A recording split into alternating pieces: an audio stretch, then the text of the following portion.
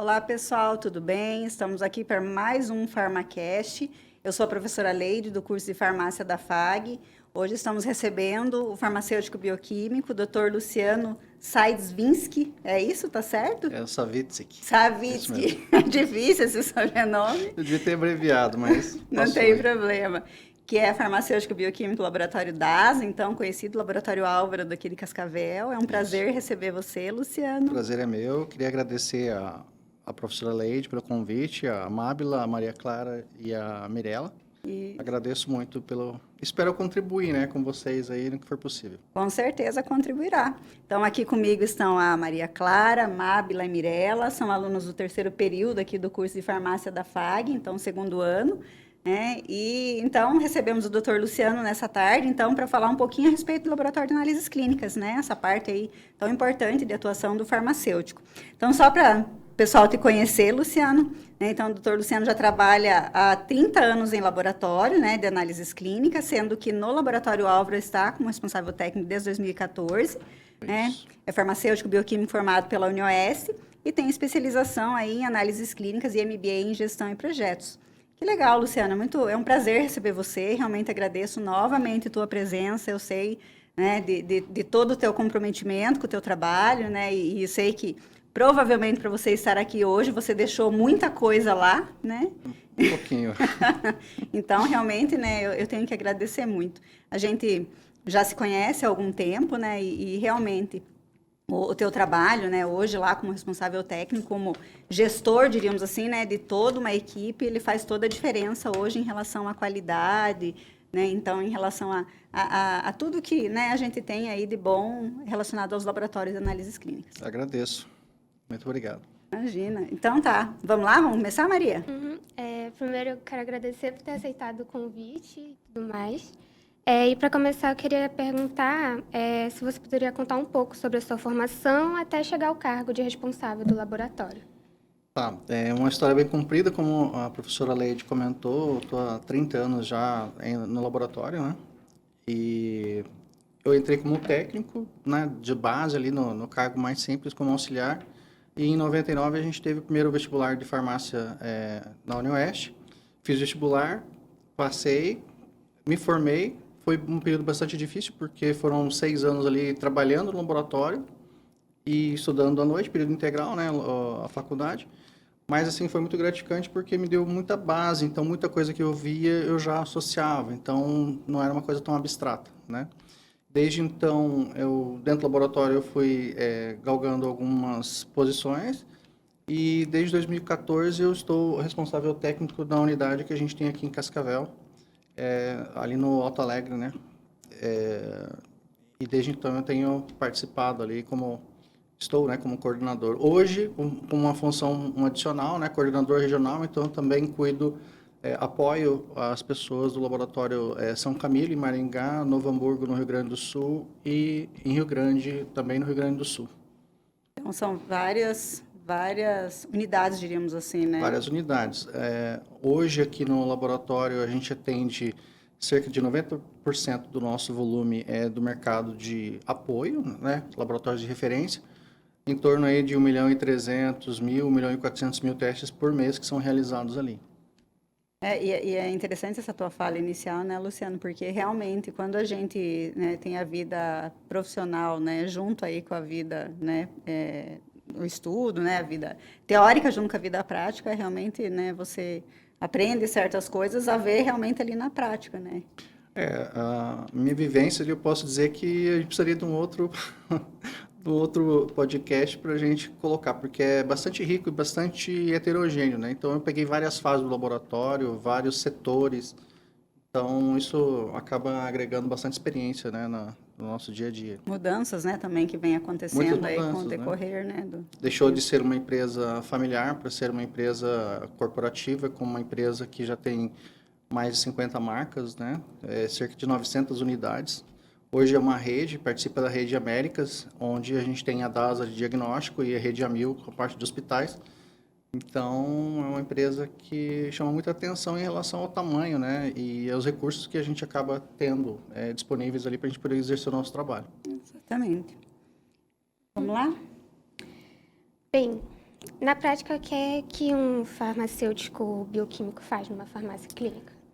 É bastante abrangente. A gente tem desde a parte de execução de exames, leitura, microscopia, a parte de operação de equipamentos, mas também tem uma parte muito importante que é a questão de gestão, né? Tanto ela de pessoas quanto de recursos, principalmente na minha área que é mais administrativa hoje, é muito voltado a questão de custos, né? Custo fixo, custo variável, a gestão ali propriamente dita, a gestão de processos, o auxílio na gestão da garantia da qualidade que a gente tem, que é um compromisso muito importante nosso, né?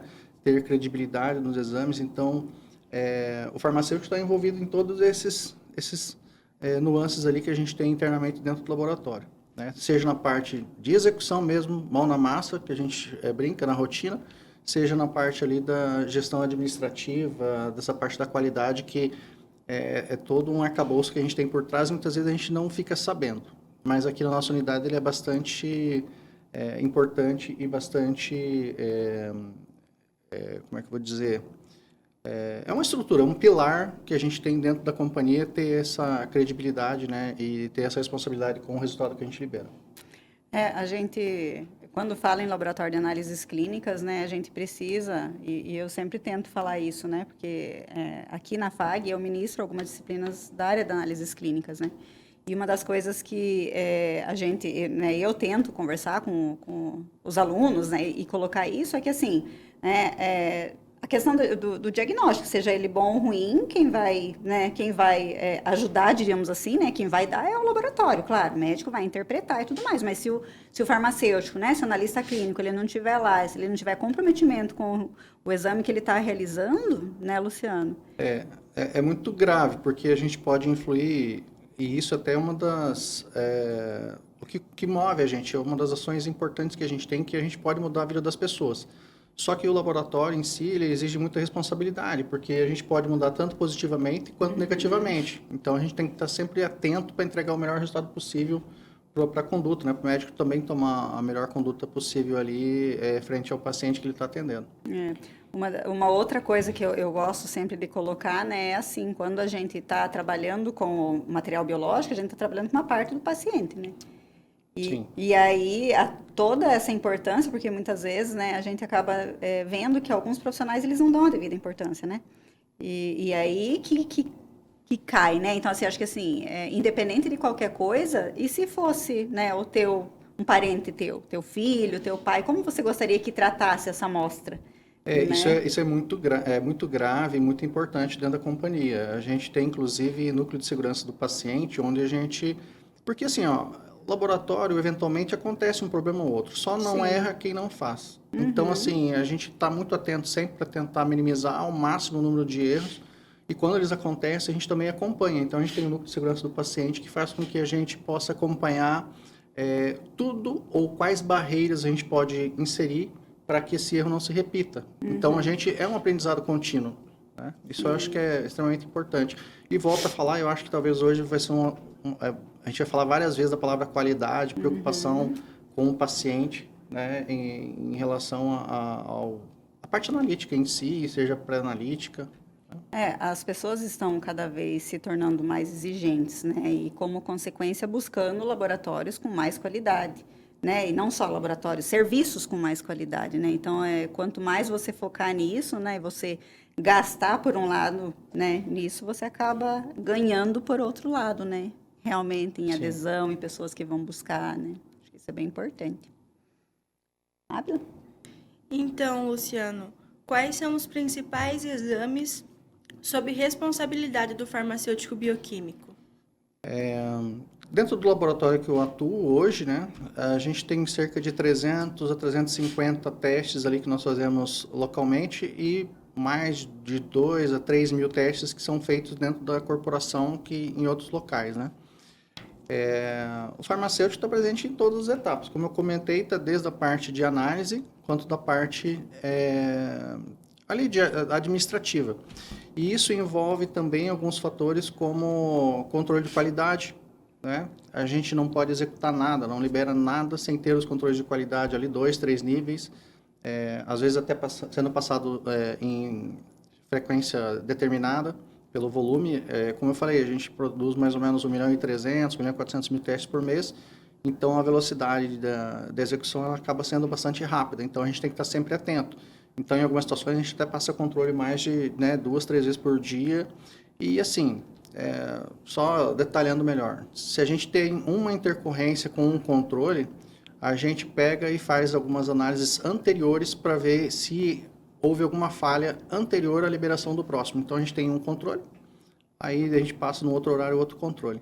Se o controle da segunda passagem ele não tiver adequado, a gente retoma, faz uma análise, revisão daquela corrida analítica, e se tiver algum problema, a gente repete toda a corrida. Então, assim, é muito importante essa preocupação com as questões da qualidade e controle. E o farmacêutico também, ele está nessa parte das análises de consistências, né? Quando a gente faz a execução ou insere nos equipamentos, o resultado ele não é simplesmente exportado para o paciente. Ele entra no sistema de produção e a gente tem uma etapa que a gente faz o que a gente chama de análise de consistência. Então, a gente vê se aquele resultado está coerente, se ele tem resultados que se correlacionam, para a gente poder liberar com maior assertividade sem ter um problema de liberar um resultado errado, né? É bem complexo, né, Luciano? É bem complexo porque são várias etapas, Sim. né? Eu brinco que hoje, na parte analítica, a gente está bem amarrado, né, entre aspas, com toda essa parte de controles que a gente realiza, mas o maior desafio hoje em dia é com a questão pré-analítica, seja no jejum do paciente, se a coleta foi feita de forma adequada, se o material foi coletado num tubo adequado. Então, se o transporte foi feito também num tubo, né, do meio adequado, num tempo adequado, se está dentro da estabilidade analítica. Então, é muito importante todos esses cuidados. E o farmacêutico está envolvido nessas fases, né? Tanto de execução, de análise. Uma coisa que eu sempre também gosto de trazer, né, é exatamente isso, né? Tem o pré-analítico, analítico e o pós-analítico. Então, né, o farmacêutico está envolvido em todas essas situações. Antigamente, né, existia, antigamente não tão antigo, né, existia realmente um pouco de despreparo, né, e não sei que as pessoas não viam tanta importância na coleta, né, o transporte, assim, era uma coisa, né, não era tão levado a sério, né, claro, estou falando de uma maneira geral, né, mas hoje existe todo um cuidado, né, Luciano? É fundamental, porque alguns testes, por exemplo, uma prolactina, um GH, hormônio de crescimento, se a criança, né, que estiver sendo coletada ali, ela tiver picos de estresse muito elevado, ele pode dar alterações nesses testes. Então, assim, a gente muitas vezes nem se liga, né, nessa situação.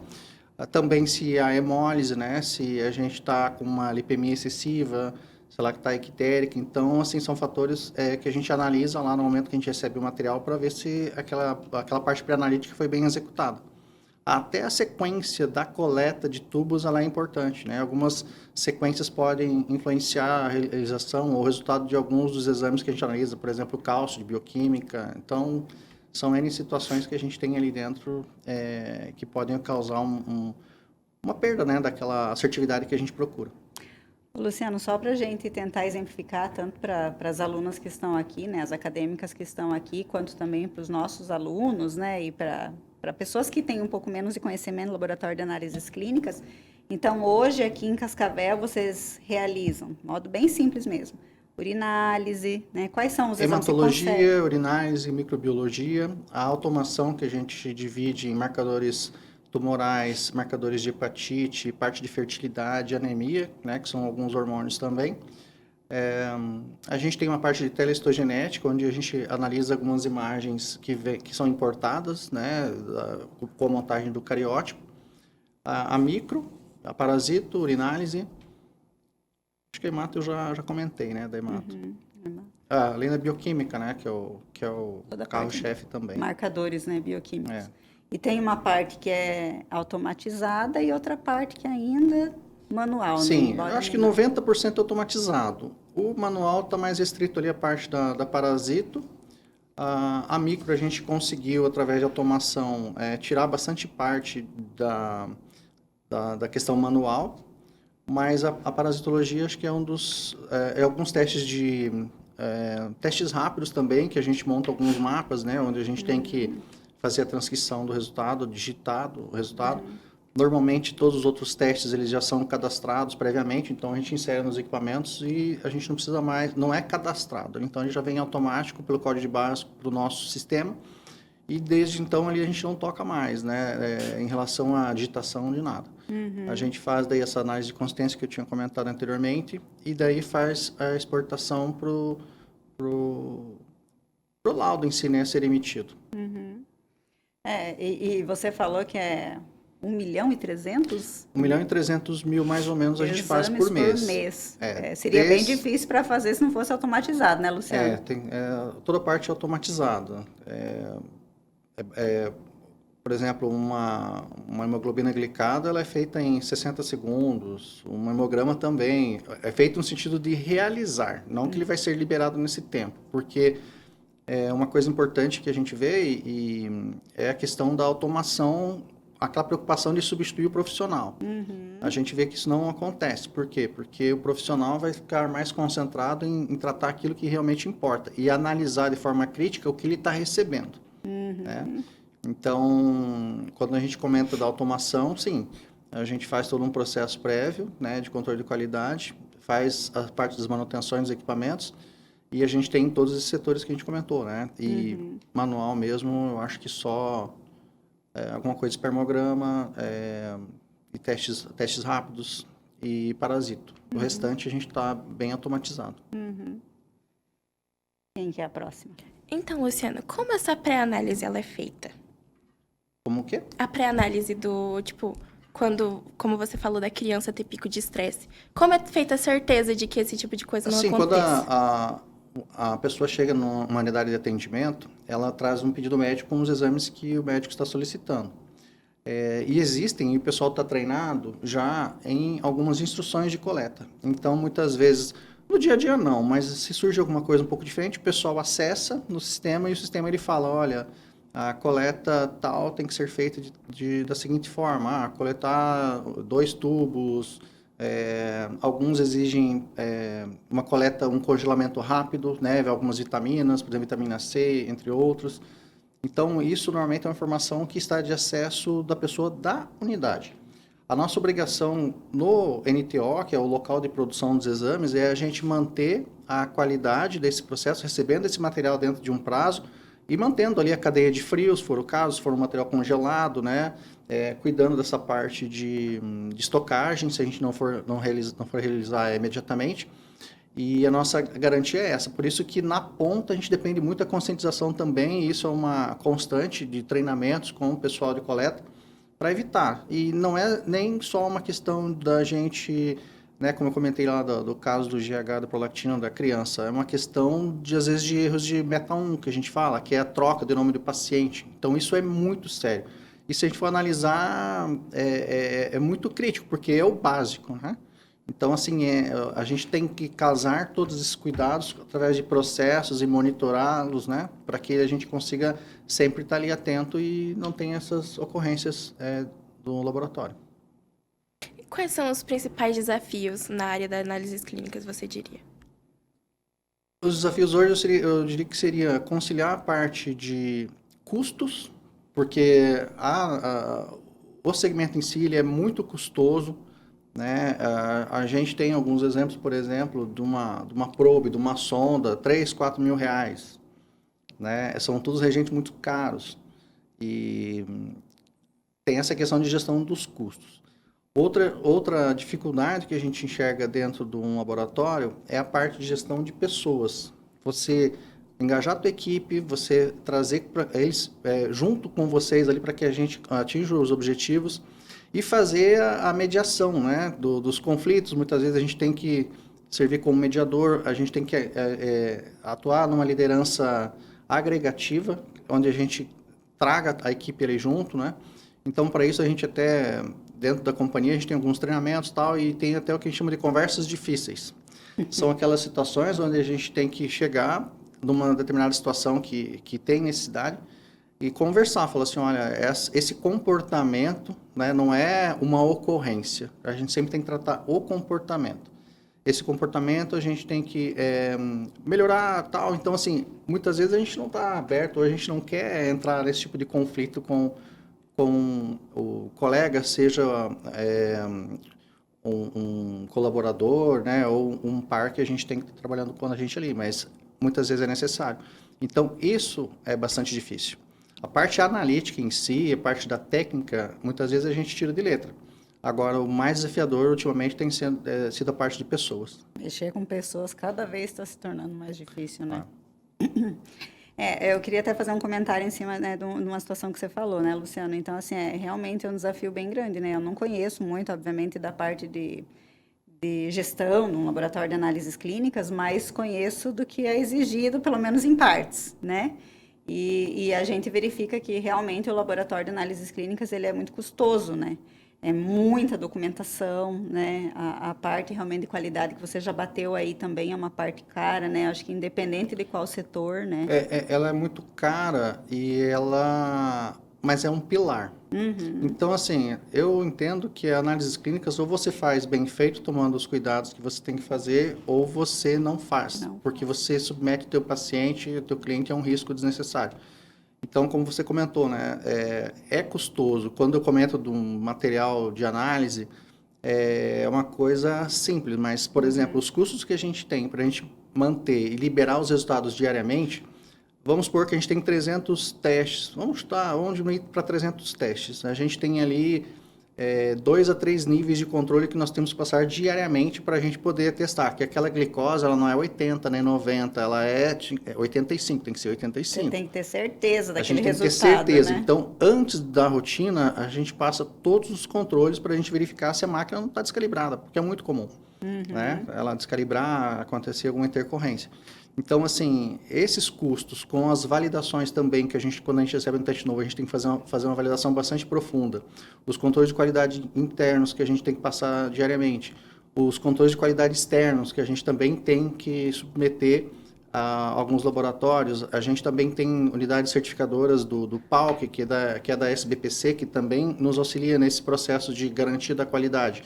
A gente tem um setor garantia da qualidade no laboratório, a gente tem núcleo de segurança do paciente. Então, assim, a gente tem inúmeras situações ou ferramentas para a gente poder tentar garantir. E é muito difícil. Eu até comento, e acho que até em algum momento eu já falei com a Leide, que eu sempre falo assim, tentando acertar, às vezes a gente erra, imagine se a gente não tem essa preocupação em tentar acertar e corrigir o processo, né? A gente, quando, né, você analisa as várias áreas de atuação do farmacêutico, sem sombra de dúvida, análises clínicas uma das áreas mais custosas, né, assim, em relação a valores, né. Claro, qualidade você tem que ter em qualquer tipo de atividade que você for realizar, porque você tem que sempre pensar no paciente, né. Mas realmente é uma área que a gente sempre fala, né? A parte de laboratório de análises clínicas, agências transfusionais, né? A gente demora muitas vezes, claro, o laboratório Álvaro, né? É um laboratório grande. Mas, assim, tem laboratórios que você demora, né? Por ser pequenininho, acabam fazendo menos exames, mas você demora 5, 10 minutos para você passar no laboratório inteiro, enquanto você fica horas vendo o documento, né? Então, realmente, existe uma burocracia muito grande, mas necessária, né? E ela...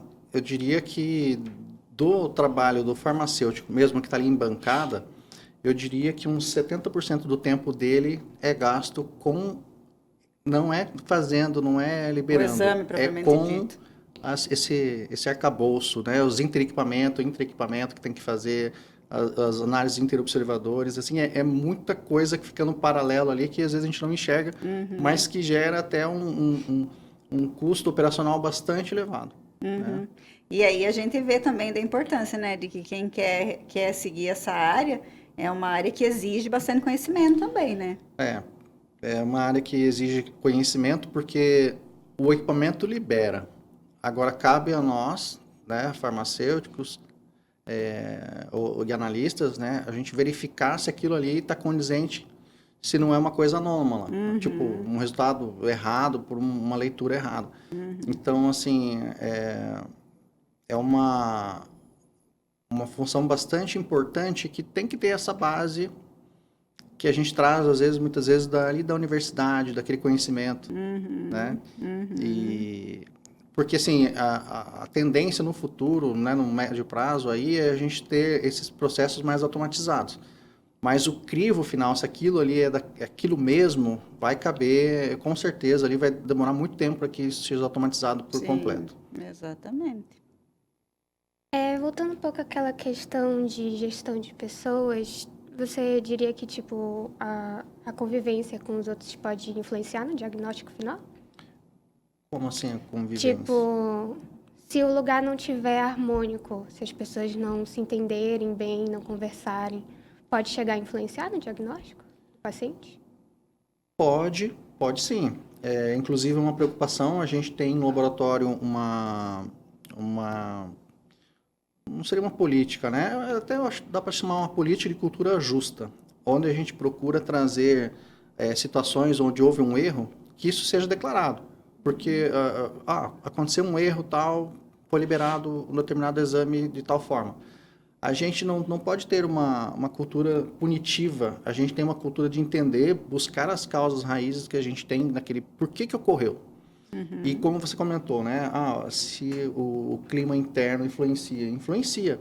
A gente já chegou em umas situações anteriores já, onde por uma determinada situação, seja interna ou de casa, um problema, a pessoa estava, entre aspas, no mundo da lua, né?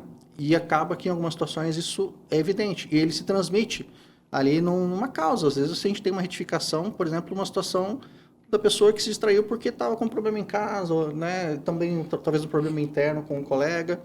E isso é uma preocupação grande. E tem agora também recente, a partir de 1º de maio, não é uma normativa, né? Uma lei que determina que a gente tem que monitorar como é que está o status Mental. psíquico, mental do colaborador, porque a gente tem que ter um local adequado, um local psicologicamente adequado para se trabalhar, né? Então, assim, mesmo sendo um clima de muita responsabilidade, não é uma questão da gente, né, de se perdoar todos os erros. Não, a gente tem que ver a conduta, a situação que aconteceu.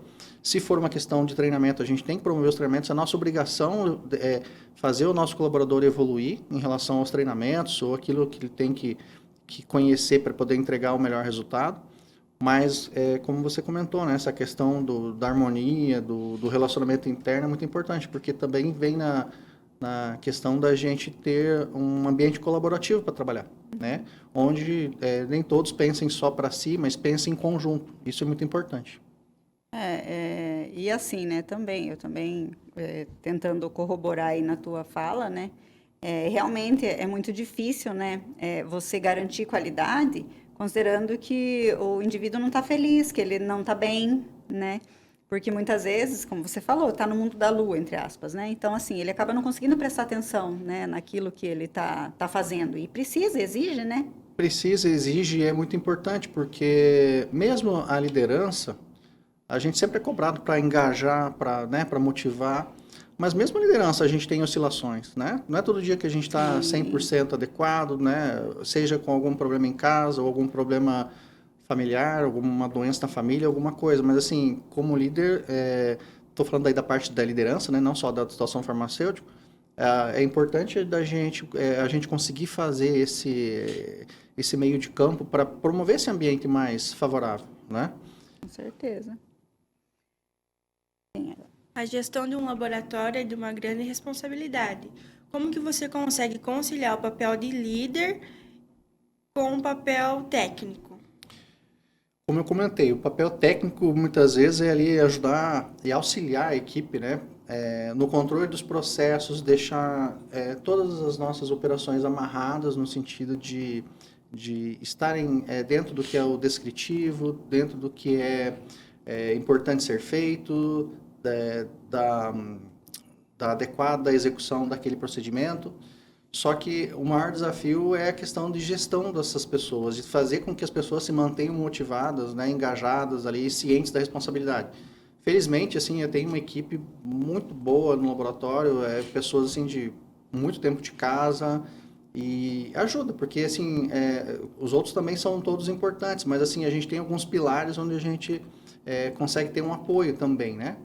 Então, a nossa maior preocupação é manter essa cultura. E, assim, quando a gente fala de cultura, de qualidade, não é uma questão da boca para fora. A gente realmente quer fazer aquilo com a maior qualidade possível, como se fosse para o nosso irmão, para nossa mãe, entendeu? Para o nosso parente ali, para aquela pessoa querida. Então, um dos desafios grandes que a gente tem é engajar as pessoas, tá? A gestão em si do laboratório, às vezes a gente não percebe, né, onde a gente está inserido ali, passa a ser uma coisa normal do dia a dia, mas a gente sabe que são poucos laboratórios que executam, por exemplo, 1,5 milhão de exames, né? Mas a gente não pensa nisso no dia a dia, né? Agora, realmente, um dos grandes desafios é a gente fazer essa gestão de pessoas, o engajamento e trabalhar como uma equipe só. A questão da rotatividade, ela é bem importante, né? Porque daí a pessoa sabe o que ela tem que fazer, você não precisa perder tempo treinando, por mais que sim, né? Os treinamentos, né? Né? Esses treinamentos contínuos que são realizados, isso precisa existir, né? Até porque é uma exigência, uma preocupação né? grande, né? Você falou da rotatividade, a gente chama lá de turnover, é um indicador que a gente acompanha, né? E realmente, de 3, 4, 5 anos para cá, as relações de trabalho mudaram muito. Então, hoje em dia, as pessoas que vêm, né, que a gente tenta fazer uma contratação, é uma mentalidade um pouco mais diferente, né? Tem um imediatismo, assim, bastante pronunciado. O nosso desafio é tentar acolher, entender essa questão, porque também é uma questão de geração, né? Geracional. Sim. E tentar extrair da equipe, do contexto geral, o que for de melhor. Mas, assim, realmente é um desafio, e não estou falando nem só da área de laboratório, né? A gente vê que outras áreas também sofrem, né?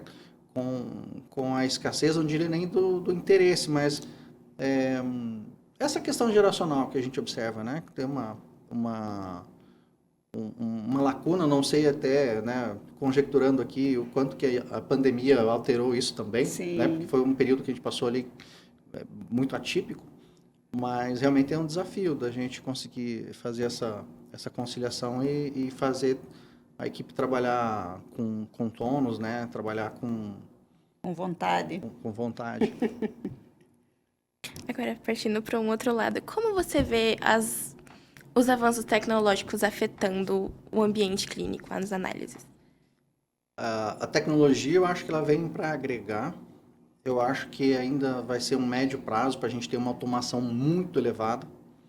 Eu sempre reforço que, não na década de 50, mas na década de 80, 90, que surgiram os analisadores de hemograma, né, que fazia, o hemograma deixou de ser manual.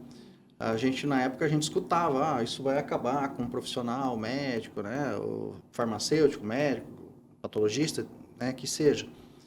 Mas, na verdade, ele trouxe foco para aquilo que realmente é importante.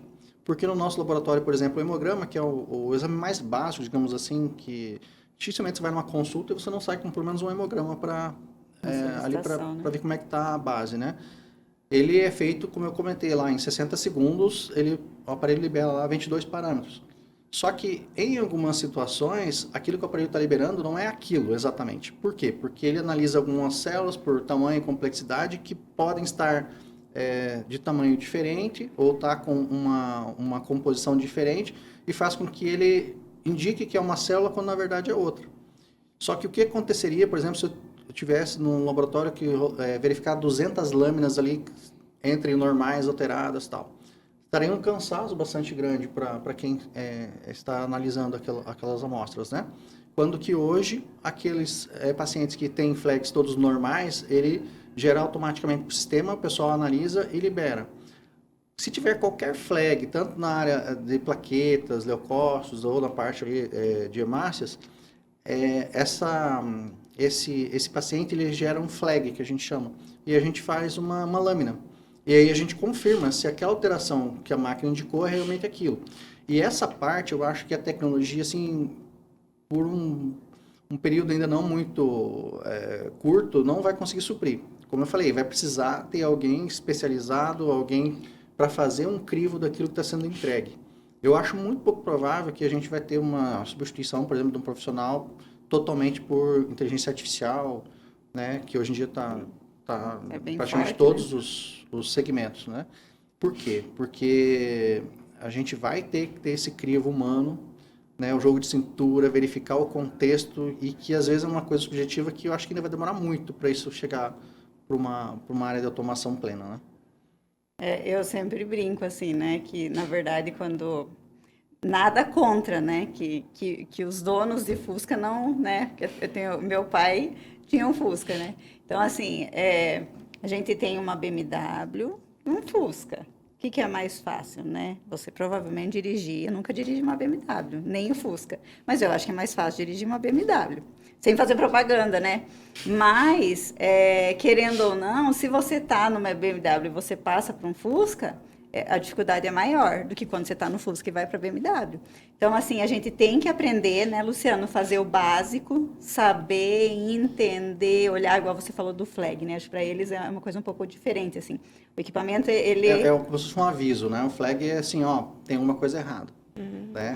Ele traz a gente chama de flag porque é o nome mais comum, mas ele traz um aviso, né? Um asterisco ali, olha, verifica que pode ter alguma coisa.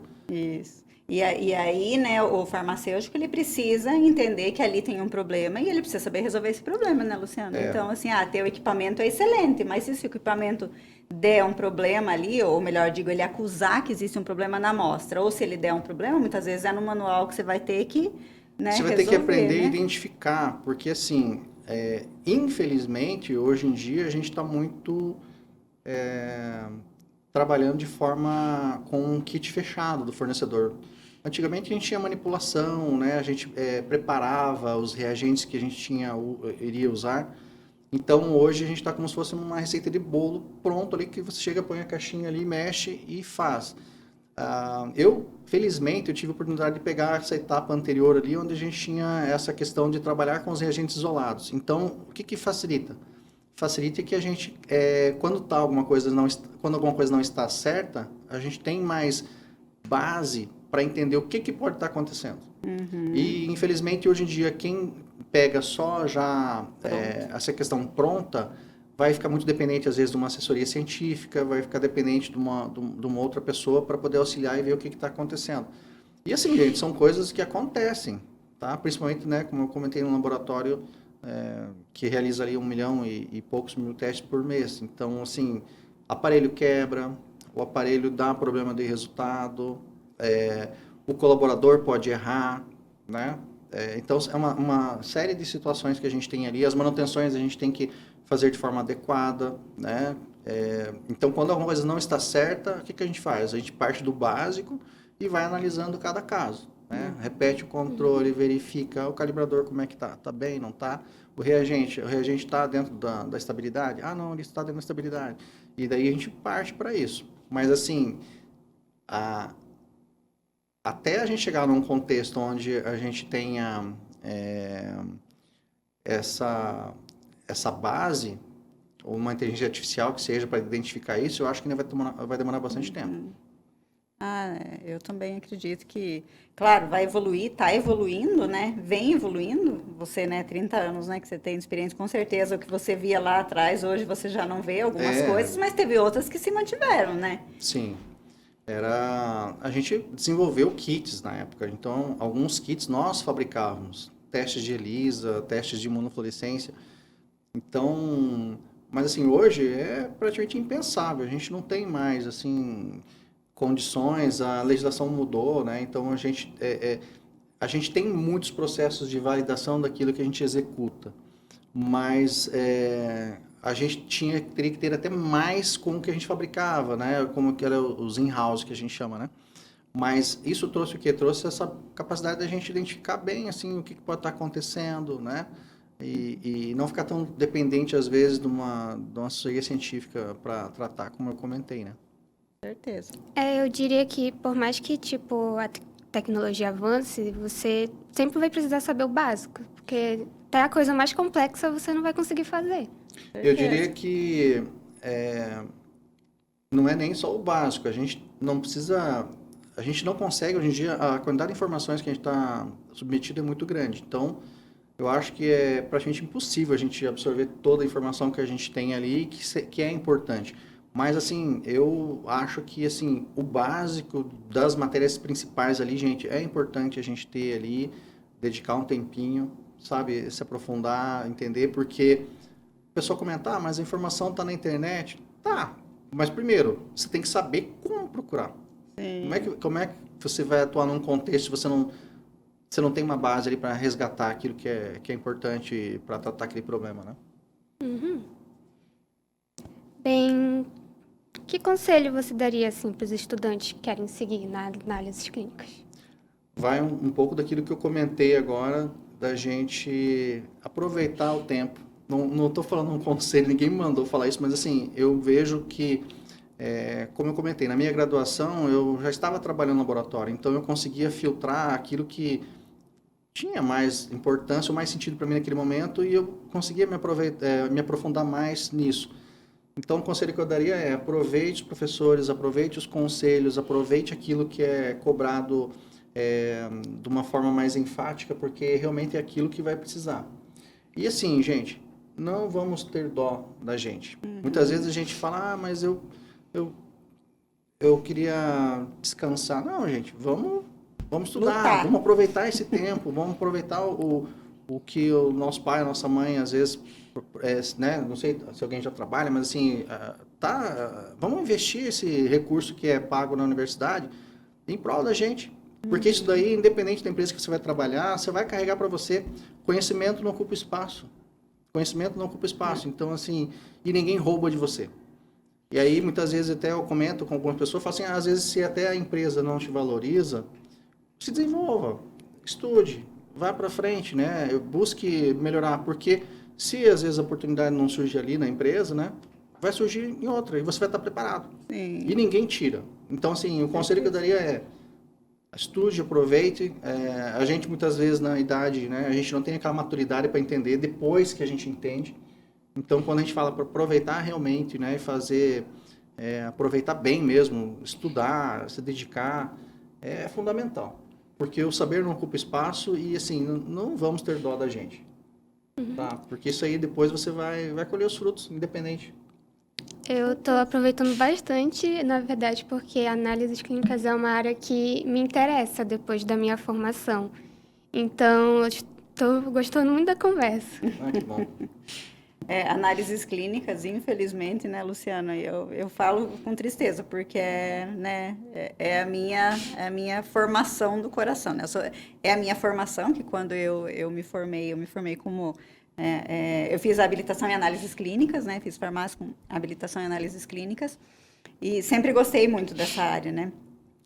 Nunca trabalhei na área especificamente, né? Mas já trabalhei muito voltada, né? E trabalho muito voltada a essa área. Mas, assim, a gente tem visto que, infelizmente, o farmacêutico tá se afastando um pouquinho dessa área, né? Até porque os profissionais, né, também estão entrando. Mas ainda assim tem lugar, né, Luciana? Ainda assim é possível, Não, né? tem muito lugar. A gente, em laboratório, a gente vive uma dificuldade bastante grande em relação às farmácias de dispensação. Porque com o currículo agora sendo generalista, né, com indústria, análise e farmácia, o piso da dispensação ele é mais atrativo, é mais... Por quê? E é difícil para o laboratório acompanhar isso, porque ali tem um comércio, tem uma forma de se extrair ali de uma comissão, de repente, né? Algumas situações onde a parte do salário acaba sendo bastante atrativa, essa parte de dispensação. E a gente tem dificuldades de contratar farmacêuticos por conta disso, né? Mas, assim, é uma área apaixonante, não existe tédio, tá? Se tem uma coisa que não existe é o tédio. E isso, eu lembro que uma vez eu li um livro que falava da complexidade, né? O que traz satisfação para a gente quando a gente vai trabalhar e que faz a gente gostar do nosso trabalho. Que é a complexidade, e complexidade tem bastante todo dia.